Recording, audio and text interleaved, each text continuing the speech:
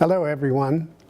My name is Dr. Jack McNulty, officially John P. McNulty, and today I would like to discuss some of the changes that have occurred in the practice of medicine, and we're going to call it Palliative Care Then and Now, beginning with my beginning of the practice of internal medicine in New Orleans in 1957 and bringing it up to 2015. I'm going to quote Albert Einstein. He has said, "Only a life lived for others is a life worthwhile." And it's become appallingly obvious that our technology has exceeded our humanity. He said this in 1955. So, palliative care, begun in the late 1990s, was conceived as a way to correct the flaws and gaps in care of the suffering ill, especially those with life-threatening or terminal illnesses. A major flaw: doctors did not communicate well with patients and family. Talking and listening with patients was not emphasized. The emphasis was on disease, their diagnosis, and cure. Science overruled the art of caring about people. Did we have palliative care in the 50s, 60s, and 70s? Yes, I think we did, but we didn't call it palliative care. It was what an internist did if he practiced the standard of care. As a personal physician, he or she communicated well with patients, was easily available, building trust, educating patients about their illnesses, and when the time came, helping to ease their suffering at the end of life. The system was in balance. Now, when did it change? What caused end-of-life care to change?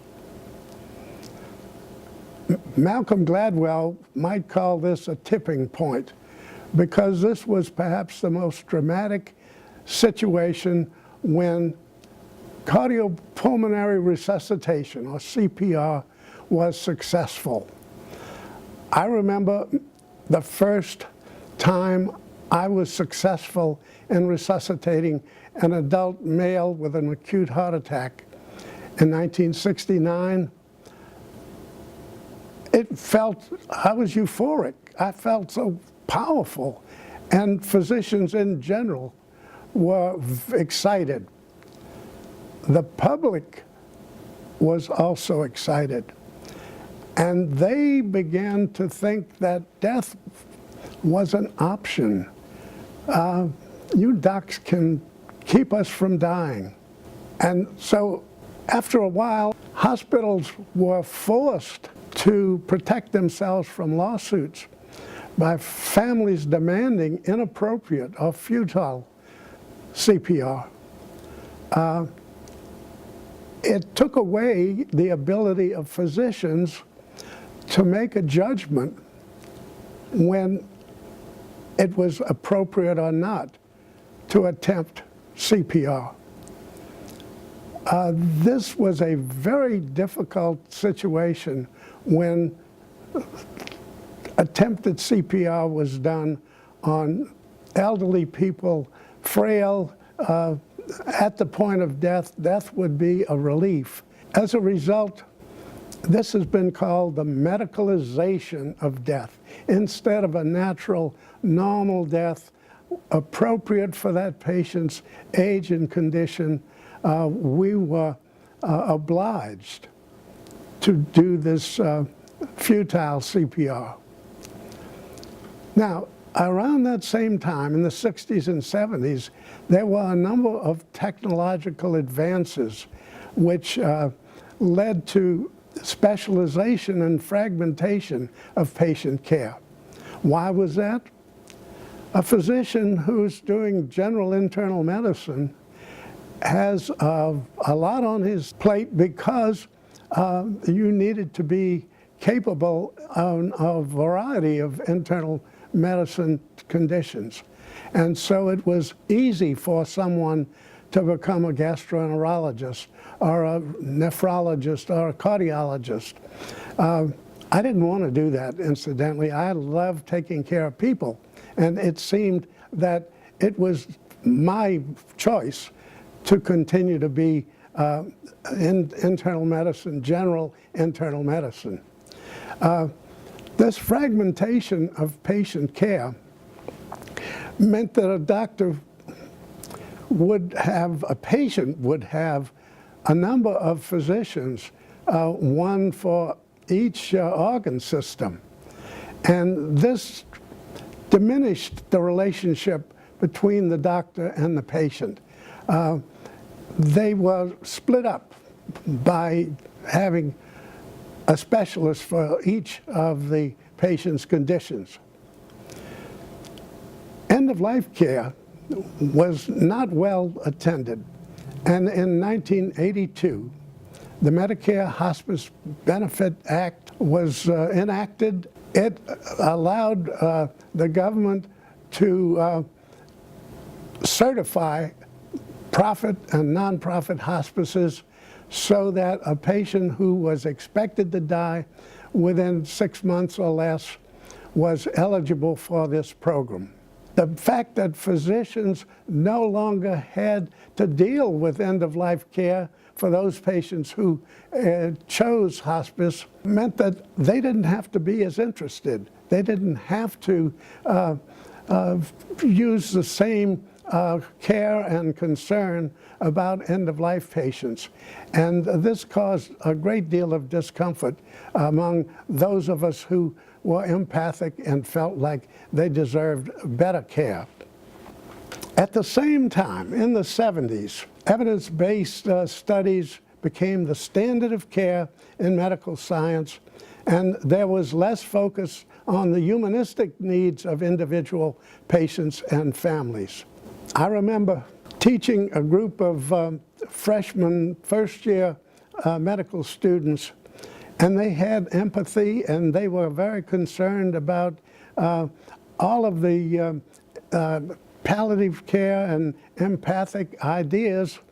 By the time they got into their third year, which was the clinical work, they were more obliged to talk about the condition, the disease, and the cure. And it diminished the relationship between those students and patients. They were cases, not people.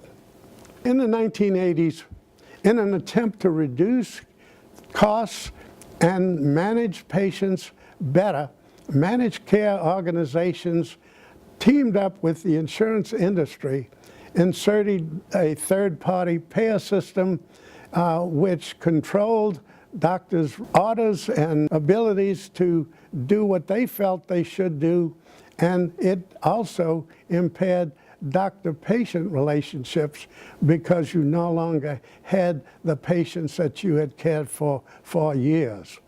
And then finally, population medicine, the business of medicine, has developed over the last 20 years and has reduced the time and ability for doctors to have better patient contact.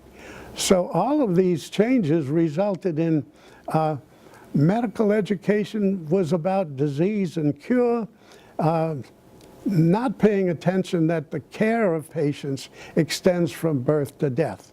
And the humanistic art of medicine was neglected, and particularly communication skills were not taught. So when did care get better? Palliative care as a specialty began in the mid-1990s by academic and hospice physicians to improve the care of suffering patients at the end of life in response to public complaints. Important to realize that the public was not satisfied with the care their loved ones were receiving. So a landmark evidence-based study called the support study, a 5-year study from 1990 to 1995, tried to find out if a trained registered nurse and social worker team in that hospital was effective in increasing the rate of referrals to hospice.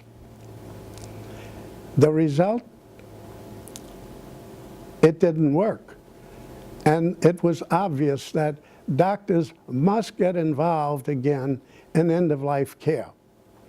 So that led to the development of the American Academy of Hospice and Palliative Medicine. Let me define palliative care as we know it now.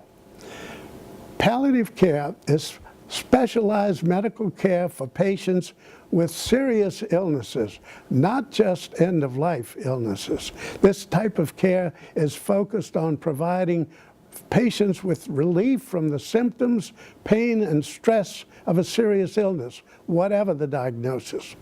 The goal of palliative care, relief of suffering, improve the quality of life.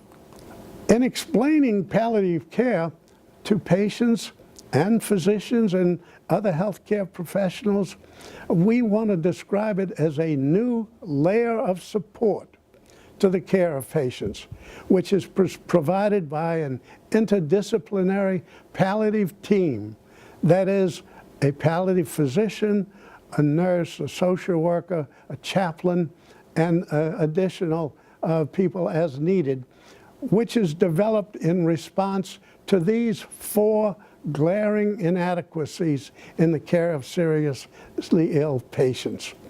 And it attempts to restore the balance between the science and the art of medicine, which has been slowly lost over the past several decades, by focusing on the needs and goals of suffering patients and their families. What are the 4 gaps in patient and family care in 2000, 15 years ago? Number 1, communication. Talk to us, listen to us, explain to us. Number 2, patient autonomy. Respect us, understand our wishes, allow us to participate in decisions about our care. 3, impersonal care. Don't abandon us. Treat us as people, not cases. Remember that with patient autonomy, we can accept or reject a treatment. We have that ability. And this business of saying we can't do anything more for you amounts to abandonment. And we can do something. We can do lots of things to help people. We may not be able to cure them. And then finally, help relieve our suffering and our pain. Those 4. And when we talk to patients about this, they tell us they have difficulty talking with their doctor. They have shorter visits, and their care is fragmented.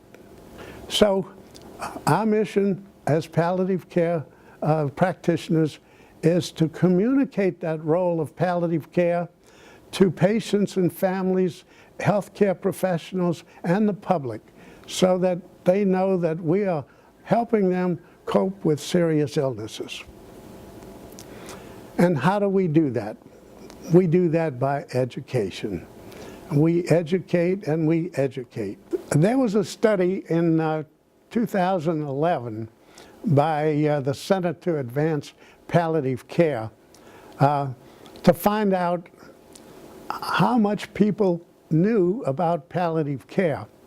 70% of patients and the public had no knowledge at all. 14% had some knowledge, 3% were knowledgeable, and 5% very knowledgeable, and 8% didn't know.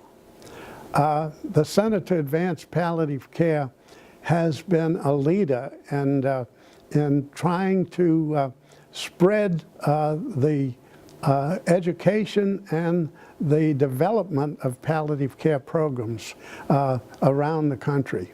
So their study indicated that patients in the family and the community don't know that palliative care service exists.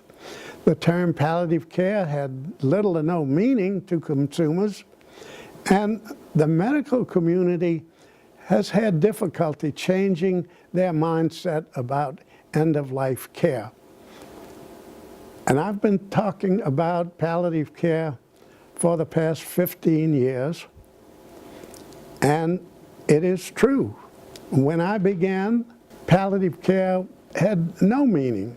And in traveling around my community in Louisiana and Mississippi, over time there has been gradual acceptance. And probably around 2010, there has been a very large increase in knowledge about palliative care and development of palliative care in the medical community. The Center to Advance Palliative Care in 2011 surveyed 800 patients between 18 and 65. They wanted to find out what older and younger patients knew about palliative care and find out how to discuss palliative care with consumer audiences. So they needed to know what they knew and how did they improve knowledge among consumers. In 2011, as opposed to the serious gaps in 2000, 58% believed that doctors might not provide all of the treatment options or choices available. That's a communication issue and maybe a trust issue. 55% believe doctors might not talk and share information with each other. That's again a trust issue. 54% believe that doctors might not choose the best treatment option for a seriously ill patient's medical conditions. That's another trust issue. Patients aren't trusting doctors. 51% say leaving the doctor's office or hospital that they were unsure about what to do when they got home. That's a communication issue. 51% of patients and families believe they do not have enough control over their treatment options. That's an autonomy issue. And 50% say doctors don't spend enough time talking with and listening to patients and families. Again, a communication issue. When they asked younger and older individuals whether they thought that serious illness was the same as terminal illness, they didn't think so. And they asked whether they thought advanced illness was the same as terminal illness, and they didn't think so. Which means that in 2008, we had to expand the reach of palliative care. It was getting to the situation where doctors were thinking that palliative care and hospice were basically the same. And we don't think that at all. And as a result, now, seriously ill patients who are suffering and have impaired quality of life are eligible for palliative care consultation. And these survey that the Center to Advance Palliative Care reported that 95% of the consumers agreed that patients and families should be educated about palliative care. 94% agreed that it is appropriate at any age and any stage in serious illness, and 80% agreed that palliative care should be covered by health insurance and Medicare. The Institute of Medicine in 2013 included palliative care into cancer care. The bottom line was palliative care is critical to high quality and should be delivered across the cancer care continuum, which means that at the time that a diagnosis of cancer is made, a palliative care consultation should be made. And what that means, it doesn't mean that the palliative care members are going to have a lot to do early, but it means that they will be able to develop a relationship, and when should things go bad and they would be needed, they would be in place and ready to deliver. And should the situation develop that hospice care is necessary, the transition is much easier when palliative care is on the team. So, how many hospitals are providing palliative care at the present? 67% of hospitals having over 50 beds have a palliative care program. We really don't know how effective that palliative care program is or how well it's staffed, but at least we've got 2/3 that are having some kind of palliative care program. 90% of hospitals having over 300 beds, big hospitals, have a palliative care program, and 56% of hospitals with less than 300 beds have a palliative program. In 2015, Louisiana is a C. Mississippi is a D. Mississippi has small hospitals without the ability to staff a palliative care program, and Louisiana was a D 10, 12 years ago. Mississippi was an F. So things are getting better, and we've been fortunate to be able to visit rural Louisiana and Mississippi as part of our palliative care program to educate the staffs of hospitals and hospices who don't have the resources to send their staff to the big conventions. So in 2015, things are looking up. The medical and nursing schools are now teaching palliative care. Some rotate students in palliative care and hospice inpatient and outpatient units. Palliative fellowships, 1 or 2 year fellowships, are available throughout the USA. So in summary, there are many national organizations offering programs and courses in palliative care. There are many resources now available, and the future is bright.